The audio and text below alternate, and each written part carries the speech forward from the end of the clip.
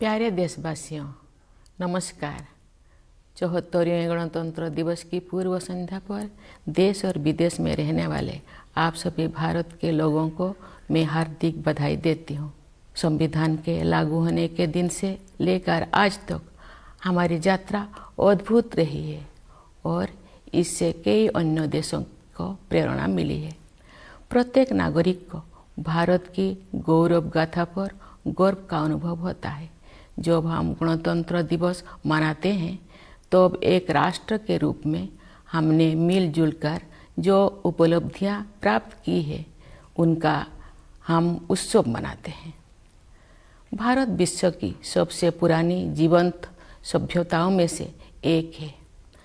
भारत को लोकतंत्र की जननी कहा जाता है, फिर भी हमारा आधुनिक गणतंत्र युवा है।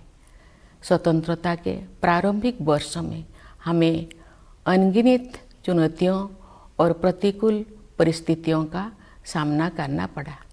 लंबे विदेशी शासन के अनेक बुरे परिणामों में से दो कुप्रभाव थे, भयंकर गरीबी और निरक्षरता। फिर भी भारत अविचलित रहा।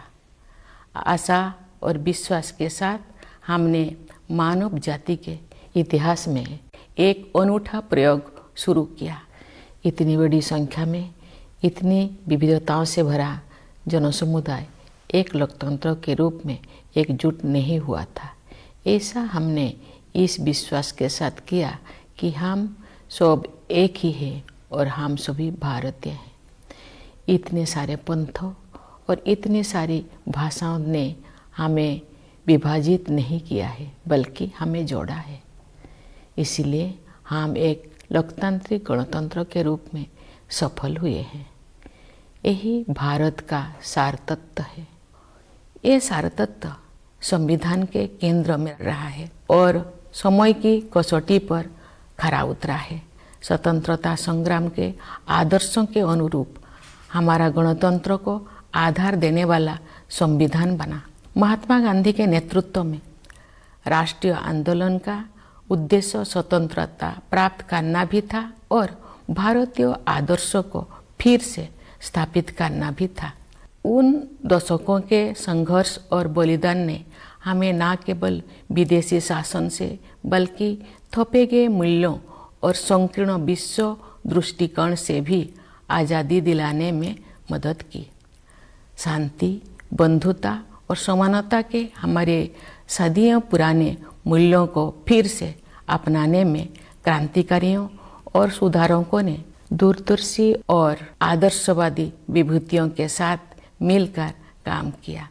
जिन लोगों ने आधुनिक भारतीय चिंतन धारा को प्रवाह दिया, उन्होंने आन भद्राः कर्तव्यन्तु विश्वतः, अर्थात हमारे पास सभी दिशाओं से अच्छे विचार आए कि वैदिक उपदेश के अनुसार प्रगतिशील विचारों का भी स्वागत किया। लंबे और गहन विचार मंथन के परिणाम स्वरूप हमारे संविधान की संरचना हुई। हमारा ये बुनियादी दस्तावेज दुनिया की सबसे प्राचीन जीवंत सभ्यता के मानवतावादी दर्शन के साथ साथ आधुनिक विचारों से भी प्रेरित है। हमारा देश बाबा साहेब भीमराव अंबेडकर का सदैव ऋणी रहेगा, जिन्होंने प्रारूप समिति की अध्यक्षता की और संविधान को अंतिम रूप देने में महत्वपूर्ण भूमिका निभाई। आज के दिन हमें संविधान का प्रारंभिक मसौदा तैयार करने वाले विधिवेत्ता श्री B.N. राव तथा अन्य विशेषज्ञों और अधिकारियों को भी स्मरण करना चाहिए, जिन्होंने संविधान निर्माण में सहायता की थी।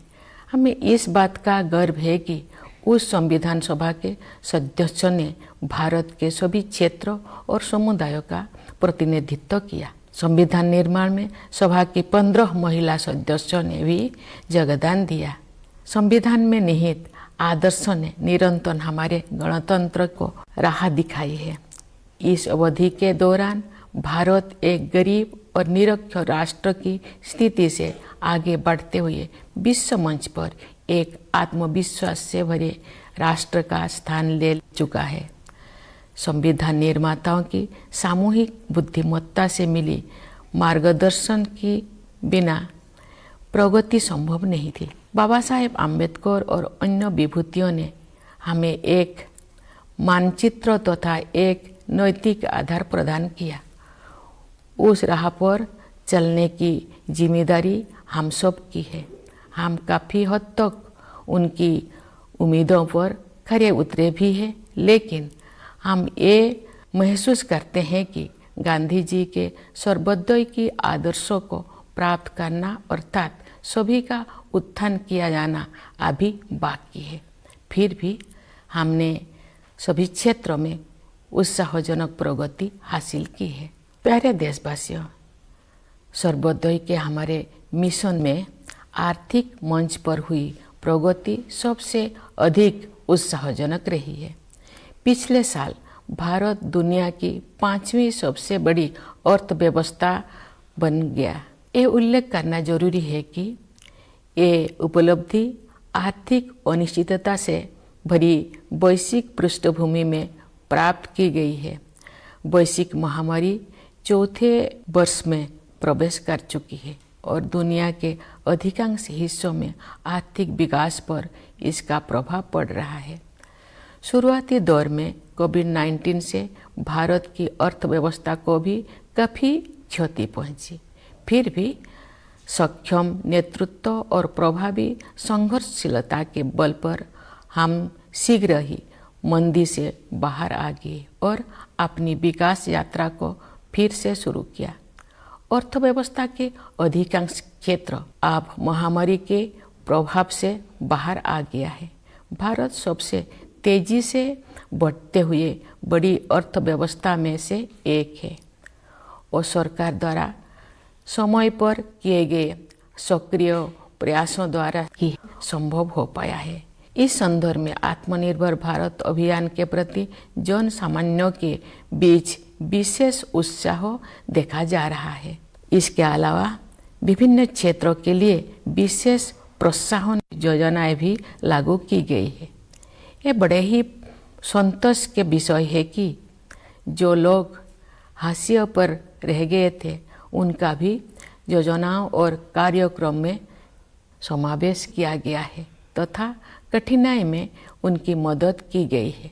मार्च 2020 में घोषित प्रधानमंत्री गरीब कल्याण अन्न योजना पर अमल करते हुए सरकार ने उस समय गरीब परिवारों के लिए खाद्य सुरक्षा सुनिश्चित की जब हमारे देशवासी कोविड-19 की महामारी के कारण अकस्मात उत्पन्न हुए आर्थिक व्यवधान का सामना कर रहे थे।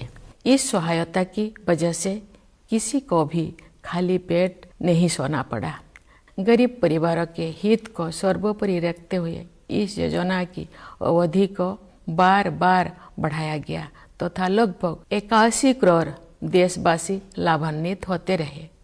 इस सहायता को आगे बढ़ाते हुए सरकार ने घोषणा की है कि वर्ष 2023 के दौरान भी लाभार्थियों को उनका मासिक राशन मुफ्त में मिलेगा। इस ऐतिहासिक कदम से सरकार ने कमजोर वर्गों को आर्थिक विकास में शामिल करने के साथ साथ उनकी देखभाल की जिम्मेदारी भी ली है। हमारे अर्थव्यवस्था का आधार सुदृढ़ होने के कारण हम उपयोगी प्रयासों का सिलसिला शुरू करने और उसे आगे बढ़ाने में सक्षम हो सके। हमारा अंतिम लक्ष्य एक ऐसा वातावरण बनाना है जिससे सभी नागरिक व्यक्तिगत और सामूहिक रूप से अपनी वास्तविक क्षमताओं का पूरा उपयोग करें और उनका जीवन फले फूले। इस उद्देश्य की प्राप्ति के लिए शिक्षा ही आधारशिला तैयार करती है। इसीलिए राष्ट्रीय शिक्षा नीति में महत्वाकांक्षी परिवर्तन किए गए हैं। शिक्षा के दो प्रमुख उद्देश्य कहे जा सकते हैं। पहले आर्थिक और सामाजिक सशक्तिकरण और दूसरा सत्य की खोज। राष्ट्रीय शिक्षा नीति इन दोनों लक्ष्यों को प्राप्त करने का मार्ग प्रशस्त करती है। यह नीति शिक्षार्थियों को 21वीं सदी की चुनौतियों के लिए तैयार करते हुए हमारी सभ्यता पर आधारित ज्ञान को समकालीन जीवन के लिए प्रासंगिक बनाती है। इस नीति में शिक्षा प्रक्रिया को विस्तार और गहराई प्रदान करने के लिए प्रौद्योगिकी की महत्वपूर्ण भूमिका को रेखांकित किया गया है। हमें कोविड-19 के शुरुआती दौर में ये देखने को मिला कि प्रौद्योगिकी में जीवन को बदलने की संभावनाएं होती है। डिजिटल इंडिया मिशन के तहत गांव और शहर की दूरी को समाप्त करके सूचना और संचार प्रौद्योगिकी को समावेशी बनाने का प्रयास किया जा रहा है। दूर दराज के स्थानों में अधिक से अधिक लोग इंटरनेट का लाभ उठा रहे हैं। बुनियादी ढांचे में हुए विस्तार की सहायता से सरकार द्वारा उपलब्ध कराए जा रहे विभिन्न प्रकार की सेवाएं लोगों को प्राप्त हो रहा है। हम विज्ञान और प्रौद्योगिकी के क्षेत्र में अपनी उपलब्धियों पर गर्व का अनुभव कर सकते हैं। अंतरिक्ष प्रौद्योगिकी के क्षेत्र में भारत गिने चुने अग्रणी देशों में से एक रहा है। इस क्षेत्र में काफ़ी समय से लंबित सुधार किए जा रहा है और अब निजी उद्यमों को इस विकास यात्रा में शामिल होने के लिए आमंत्रित किया गया है। भारतीय अंतरिक्ष यात्रियों को ले जाने के लिए गगनयान कार्यक्रम प्रगति पर है। ये भारत की पहली मानवयुक्त अंतरिक्ष उड़ान होगी। हम सितारों तक पहुंचकर भी अपने पांव जमीन पर रखते हैं। भारत का मंगल मिशन असाधारण महिलाओं की एक टीम द्वारा संचालित किया गया था और अन्य क्षेत्रों में भी बहनों और बेटियां आप पीछे नहीं है। महिला सशक्तिकरण तथा महिला और पुरुष के बीच समानता अब केवल नारे नहीं रह गए हैं। हमने हाल के वर्षों में इन आदर्शों तक पहुंचने की दिशा में काफ़ी प्रगति की है। बेटी बचाओ बेटी पढ़ाओ अभियान में लोगों की भागीदारी के बल पर हर कार्य क्षेत्र में महिलाओं का प्रतिनिधित्व बढ़ रहा है। राज्य की अपनी यात्राओं, शिक्षण संस्थानों के कार्यक्रमों और प्रोफेशनल्स के विभिन्न प्रतिनिधि मंडल से मिलने के दौरान मैं युवतियों के आत्मविश्वास से बहुत प्रभावित होती हूँ।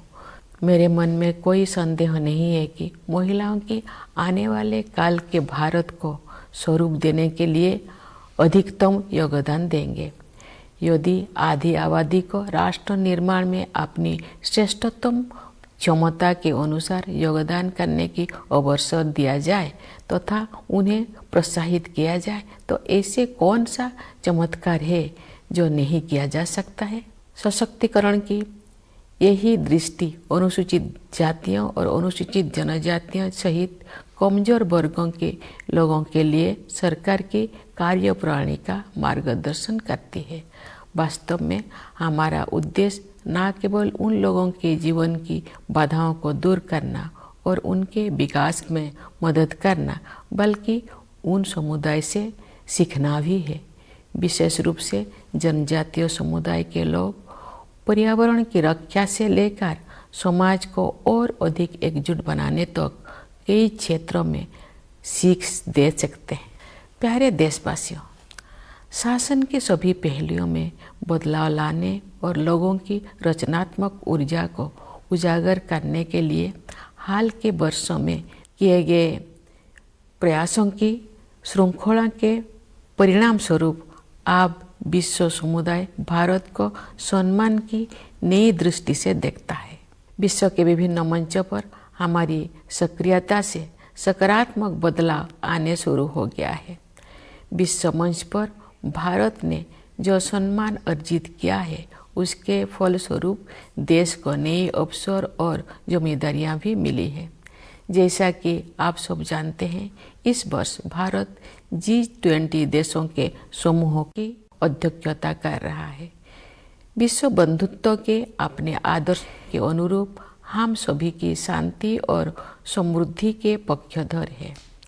G20 की अध्यक्षता एक बेहतर विश्व के निर्माण में योगदान हेतु भारत को अत्यंत महत्वपूर्ण भूमिका प्रदान करती है।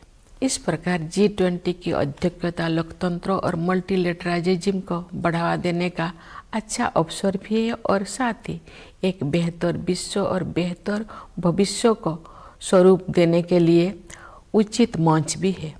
मुझे विश्वास है कि भारत के नेतृत्व में G20 अधिक न्यायपरक और स्थिरतापूर्ण विश्व व्यवस्था के निर्माण के अपने प्रयासों को और आगे बढ़ाने में सफल होगा। G20 के सदस्य देशों के कुल मिलाकर विश्व की आबादी में लगभग 2/3 और ग्लोबल जीडीपी में लगभग 85% हिस्सा है।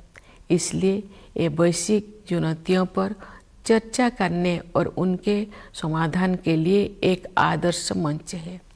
मेरे विचार से ग्लोबल वार्मिंग और जलवायु परिवर्तन ऐसे चुनौतियां हैं जिनका सामना शीघ्रता से करना है। वैश्विक तापमान बढ़ रहा है और मौसम में बदलाव के चरम रूप दिखाई पड़ रहा है। हमारे सामने एक गंभीर दुविधा है। अधिक से अधिक लोगों को गरीबी से बाहर निकालने के लिए आर्थिक विकास जरूरी है, लेकिन इस विकास के लिए फॉसिल फ्यूल का प्रयोग भी करना पड़ता है। दुर्भाग्य से ग्लोबल वार्मिंग का सबसे अधिक कष्ट गरीब तबके के लोगों को सहन करना पड़ता है। ऊर्जा के वैकल्पिक स्रोतों को विकसित करना और लोकप्रिय बनाना भी एक समाधान है। भारत ने सौर ऊर्जा और इलेक्ट्रिक वाहनों को नीतिगत प्रोत्साहन देकर इस दिशा में सराहनीय कदम उठाया है। हालांकि वैश्विक स्तर पर विकसित देशों द्वारा टेक्नोलॉजी ट्रांसफर और वित्तीय सहायता के जरिए उभरती हुई अर्थव्यवस्थाओं को सहायता प्रदान करने की आवश्यकता है। विकास और पर्यावरण के बीच संतुलन बनाए रखने के लिए हमें प्राचीन परंपराओं को नई दृष्टि से देखना होगा। हमें अपनी मूलभूत प्राथमिकताओं पर भी पुनर्विचार करना होगा। परंपरागत जीवन मूल्यों के वैज्ञानिक आयामों को समझना होगा। हमें एक बार फिर प्रकृति के प्रति सम्मान का भाव और अनंत ब्रह्मांडों के सम्मुख विनम्रता का भाव जागृत करना होगा। मैं इस बात पर ध्यान आकर्षित करना चाहूँगी कि महात्मा गांधी आधुनिक युग के सच्चे भविष्य द्रष्टा थे, क्योंकि उन्होंने अनियंत्रित औद्योगिकरण से होने वाले आपदाओं को पहले ही भांप लिया था और दुनिया को अपने तौर तरीकों को सुधारने के लिए सचेत कर दिया था। अगर हम चाहते हैं कि हमारे बच्चे इस धरती पर सुखमय जीवन बिताएं, तो हमें अपनी जीवन शैली को बदलने की जरूरत है। इस संदर्भ में सुझाए गए परिवर्तन में से एक बदलाव भोजन से संबंधित है। मुझे ये जानकर प्रसन्नता हुई है कि संयुक्त राष्ट्र ने भारत के सुझाव को स्वीकार किया है और वर्ष 2023 को the international year of millets घोषित किया है। बाजरा जैसे मोटे अनाज हमारे आहार के मुख्य तत्व हुआ करते थे। समाज के सभी वर्ग उन्हें फिर से पसंद करने लगे हैं। ऐसे अनाज पर्यावरण के अनुकूल है, क्योंकि उनकी उपज कम पानी में ही हो जाता है। ये अनाज उच्च स्तर का पोषण भी प्रदान करते हैं। यदि अधिक से अधिक लोग मोटे अनाज को भोजन में शामिल करेंगे तो पर्यावरण संरक्षण में सहायता होगी और लोगों के स्वास्थ्य में भी सुधार होगा। गणतंत्र का 1 और वर्ष बीत चुका है और एक नया वर्ष शुरू हो रहा है। ये अभूतपूर्व परिवर्तन का दौर रहा है। महामारी के प्रकोप से दुनिया कुछ ही दिनों में बदल गई थी। पिछले 3 वर्ष के दौरान जो भी हमें लगा कि हमने वायरस पर काबू पा लिया है, तो वायरस फिर किसी विकृत रूप में वापस आ जाता है। लेकिन अब इससे घबराने का कोई ज़रूरत नहीं है, क्योंकि हमने ये समझ लिया है कि हमारा नेतृत्व, हमारे वैज्ञानिक और डॉक्टर, हमारे प्रशासक और कोरोना योद्धा किसी भी स्थिति से निपटने के लिए हर संभव प्रयास करेंगे। साथ ही हमने ये भी सीखा है कि हम अपनी सुरक्षा में कमी नहीं आने देंगे और सतर्क भी रहेंगे। प्यारे देशवासियों, विभिन्न क्षेत्रों में कार्यरत कई पीढ़ियों के लोग हमारे गणतंत्र की अब तक की विकास गाथा में अमूल्य योगदान के लिए प्रशंसा के पात्र है। मैं किसानों, मजदूरों, वैज्ञानिकों और इंजीनियरों की भूमिकाओं की सराहना करती हूँ, जिसकी सामूहिक शक्ति हमारे देश को जय जवान, जय किसान, जय विज्ञान, जय अनुसंधान की भावना के अनुरूप आगे बढ़ने में सक्षम बनाती है। मैं देश की प्रगति में योगदान देने वाले प्रत्येक नागरिक की सराहना करती हूँ।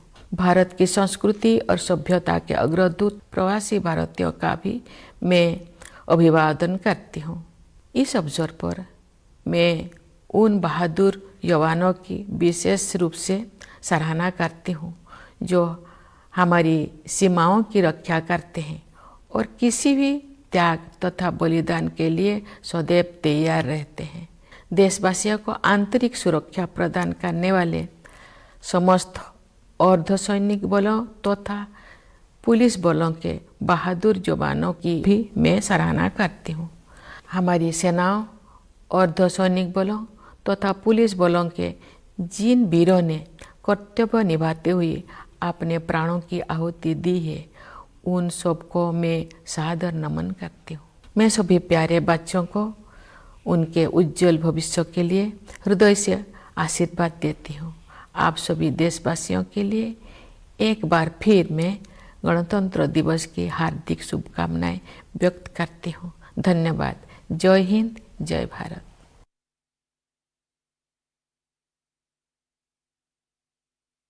Dear fellow citizens, Namaskar. On the eve of the 74th Republic Day, I extend my heartiest greetings to every Indian at home and abroad. From the day the Constitution came into effect to the present day, it has been an amazing journey that has inspired many other nations. Every citizen has reason to be proud of the Indian story. When we celebrate the Republic Day, we celebrate what we have achieved together as a nation. India is of course home to one of the oldest living civilizations. India is called the mother of democracy. As a modern republic, however, we are young. In the early years of independence, we faced countless challenges and adversities. Very high levels of poverty and illiteracy were just two of the many ill effects of the long foreign rule. Yet, the spirit of India was undeterred. With hope and confidence, we began an experiment unique in the history of humankind. Such a vast and diverse multitude of people coming together as one nation remains unprecedented. We did so with a belief that we are after all one, that we are all Indians. We have succeeded as a democratic republic because so many creeds, so many languages have not divided us, they have only united us. That is the essence of India. That essence was at the heart of the Constitution, which has withstood the test of time. The Constitution that started governing the life of the Republic was the outcome of the freedom struggle. The national movement led by Mahatma Gandhi was as much about winning independence as about rediscovering our own ideas. Those decades of struggle and sacrifice helped us win freedom not only from colonial rule but also from the imposed values and narrow worldviews. Revolutionaries and reformers joined hands with visionaries and idealists to help us learn about our age-old values of peace, brotherhood, and equality. Those who shaped the modern Indian mind also welcomed progressive ideas from abroad. following the Vedic advice, Anabhadraha Krotavayantu Vishwatoh, let noble thoughts come to us from all directions. A long and profound thoughts process culminated in our Constitution. Our founding document is inspired by the humanistic philosophy of the oldest living civilization in the world, as well as new ideas that emerged in more recent history. The nation will always remain grateful to Dr. B.R. Ambedkar, who headed the drafting committee of the Constitution and thus had a critical part in giving it the final shape. On this day, we should also remember the role of jurist B.N. Rao, who had prepared the initial draft, and other experts and officers who helped in making of the Constitution. We are proud of the fact that the members of that assembly represented all regions and communities of India, and that they included 15 women too. Their vision as enshrined in the Constitution has been continuously guiding our republic. During this period, India has been transformed from a largely poor and illiterate nation into a confident nation marching on the world stage. This would not have been possible but for the collective wisdom of the Constitution makers guiding our path.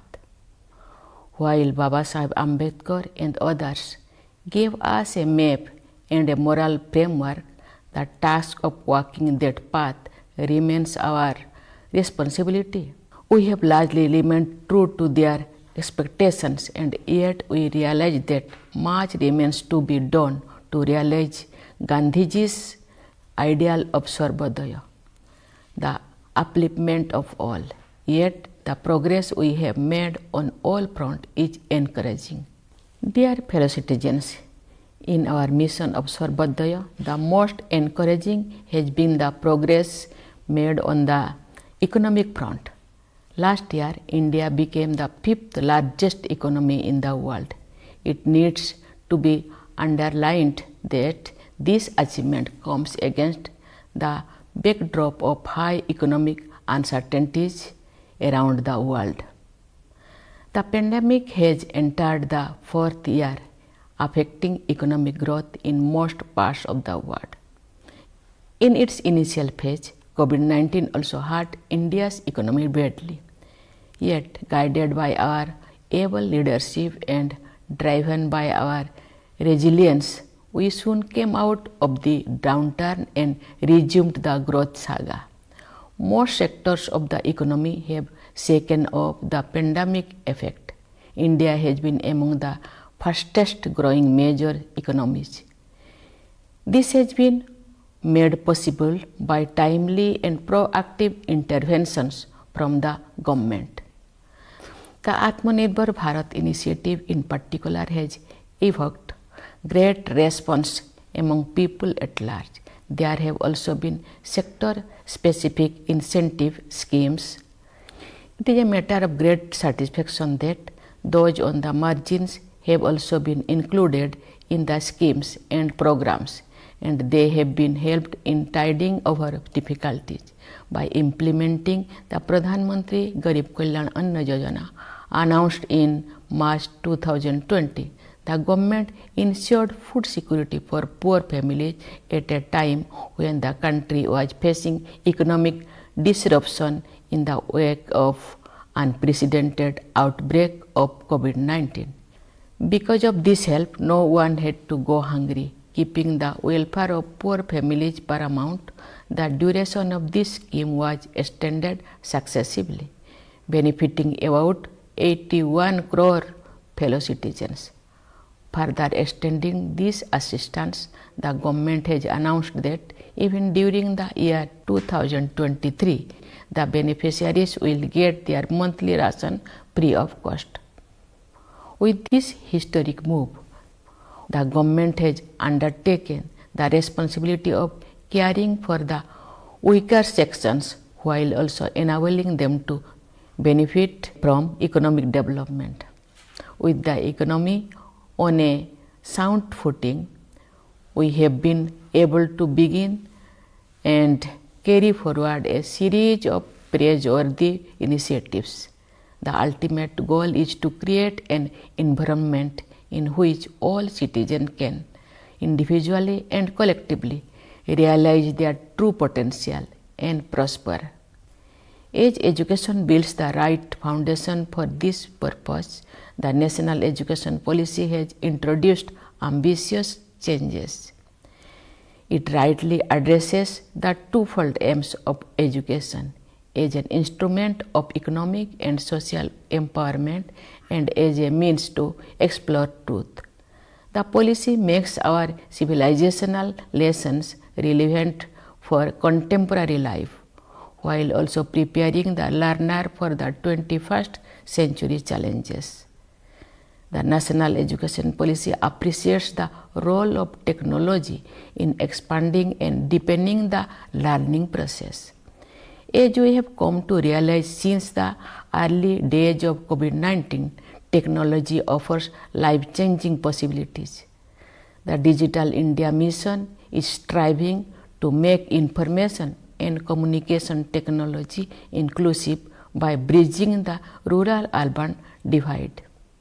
More and more people in far-flung places have been reaping the benefits of the internet and are receiving a variety of services provided by the government as the infrastructure expands. We have reasons to be proud of our achievements in the domain of science and technology. India has been among the handful of pioneers in space technology. As long-pending reforms in this sector are underway, private enterprises are now invited to join the quest. The Gaganyaan program to carry Indian astronauts into the space is under progress. This will be India's maiden human space flight. Yet, even as we reach out to the stars, we keep our feet on the ground. India's Mars mission was powered by a team of extraordinary women, and our sisters and daughters are not far behind in other areas too. Women's empowerment and gender equality are no longer mere slogans, as we have made great progress towards these ideals in recent years. With people's participation in Beti Bachao Beti Padhao campaign, women's representations have been rising in every sphere of activity. During my visits to various states, educational institutions, and while meeting delegations of various professionals, I am amazed by the confidence of young women. I have no doubt in my mind that they are the ones who will do most to shape tomorrow's India. What miracles cannot be achieved if this half of the population is encouraged to contribute to nation building to the best of their ability. The same vision of empowerment guides the government's approach to the marginalized communities, including the scheduled caste and scheduled tribes. In fact, the aim is not only to remove hurdles and help them in development, but also to learn from them. Tribal communities in particular have rich lessons to offer in many areas, ranging from protecting the environment to making the society more cohesive. Dear fellow citizens, as a result of a series of initiatives in recent years to transform all aspects of governance and unleash creative energies of people, the world has started to look at India with a new sense of respect. Our interventions in various world forums have started making a positive difference. The respect that India has earned on the world stage has resulted in new opportunities as well as responsibilities. This year, as you know, India holds the presidency of the Group of 20 Nations. With our motto of universal brotherhood, we stand for peace and prosperity of all. Thus, the G20 presidency is an opportunity to promote democracy and multilateralism and the right forum for shaping a better world and a better future.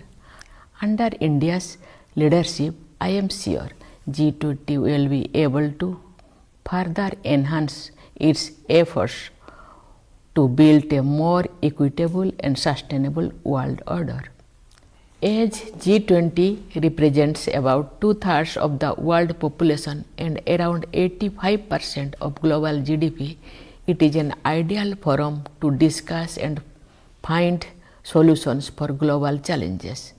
To my mind, global warming and climate change are the most pressing among them. Global temperatures are rising and incidents of extreme weather are increasing. We are faced with the dilemma to lift more and more people out of poverty. We need economic growth, but that growth also comes from fossil fuel. Unfortunately, the poor bear the brunt of global warming more than others. Developing and popularizing alternative sources of energy is one of the solutions. India has taken a commendable lead in the direction by giving a policy push to solar energy and electric vehicles. At the global level, however, emerging economies need a helping hand from advanced nations in the form of technology transfer and financial support.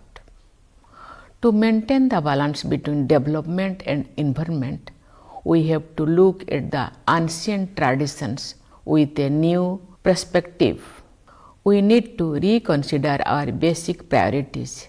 The scientific aspects of traditional life values have to be understood. We must once again rekindle that respect for nature and humility before the vast universe. Let me state here that Mahatma Gandhi was a true prophet of our times, as he foresaw the calamities of indiscriminate industrialization and cautioned the world to mend its ways.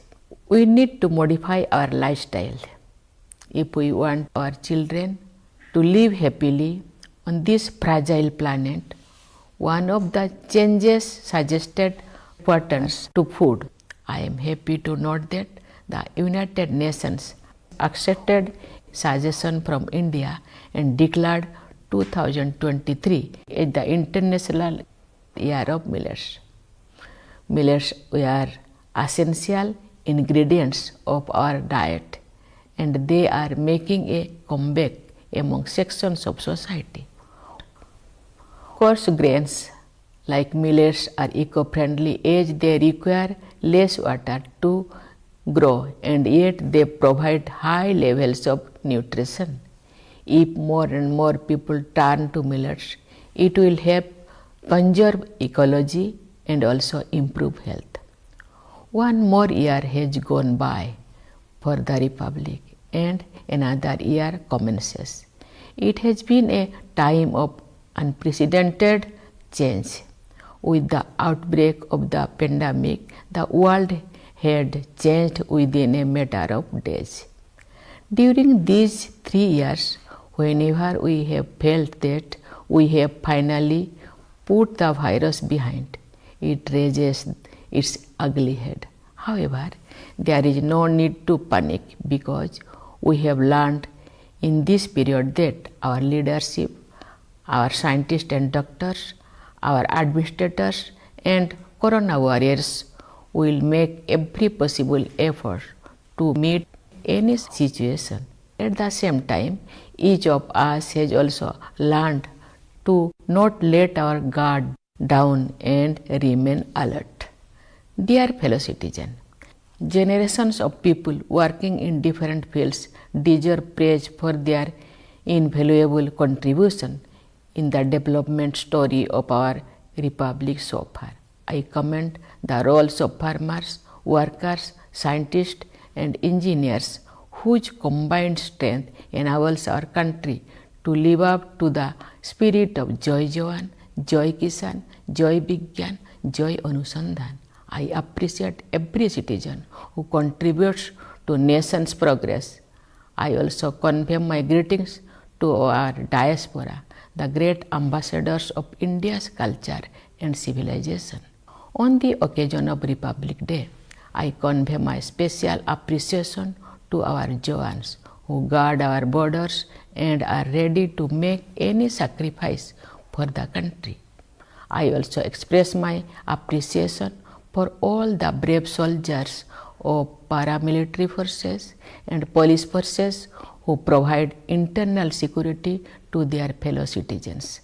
I salute all the brave hearts of our armed forces, paramilitary forces, and police forces who laid down their lives in the line of duty.